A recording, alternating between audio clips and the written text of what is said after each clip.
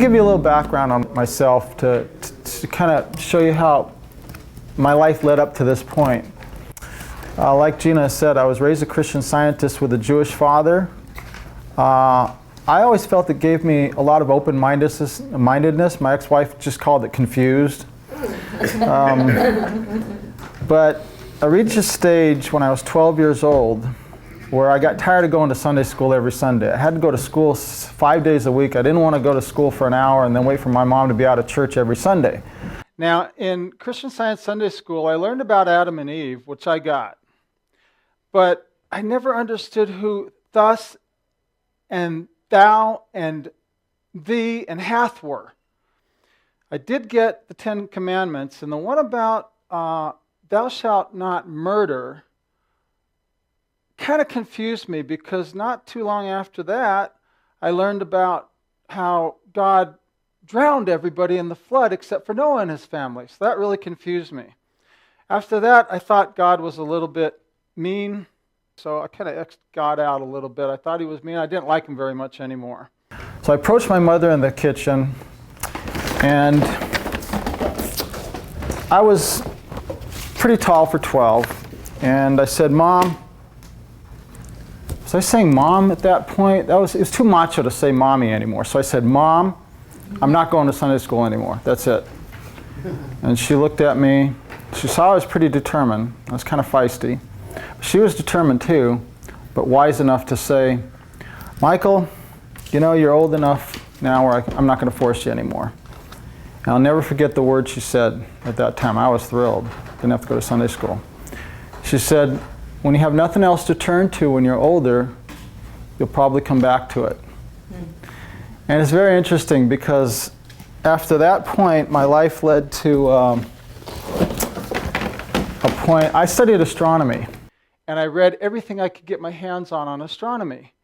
And in astronomy, I learned that there's a theory of creation called the Big Bang Theory, which says that everything in the universe came from infinitely small, infinitely dense particle. So that made a lot more sense to me at first than the creation theory of Christian Science. Except with my questioning mind, I asked, where did that particle come from? And no matter what I read about astronomy and cosmology, the scientists did not have an answer for that. I don't like unanswered questions. So I figured, okay, God, that's better than no answer. So maybe there is a God, I just haven't defined him properly yet. A lot of people have a problem with God, and I had a lot of problems with God at the time too, because I thought, how can there possibly be a loving, kind creator that allows a child to be born in a starving country, and that child suffers and then dies from starvation? I could do a better job than that if I was God. So I became an atheist. So at a young age, I was an empiricist before I even knew what that meant. So I was asking, where did the first particle come from? Now, my father, bless his heart, he always told me that, "Michael, there's nothing you can't achieve if you really put your heart into it." Now, that key word was heart, and I didn't really get that because I started putting my mind into everything. So I questioned things. I always questioned things. I questioned authority because obviously the grand authority I already questioned because there was a contradiction there in his own rules. He couldn't follow them himself. So I was asking, what's the purpose of life? Why was I born? Why is there crime? Why is there bullies? I couldn't understand bullies at school. I was always defending the underdog against the bullies. Disease, suffering, starvation. By the time I reached age 18, my goal in life, hey, as long as I can achieve anything according to my father, I may as well go for the big one. I wanted to fix the world. I was very judgmental about anybody who believed in God. I thought, how stupid can they be? They're so ignorant. All these people that are religious and all these religions, they're just ignorant. I've got the wisdom. I was a punk teenager. What did I know? And then eventually that wasn't satisfactory enough. And I kept studying and reading and learning. And I got to a point where I said, okay, maybe there is a God, but I just don't understand it. So I became agnostic.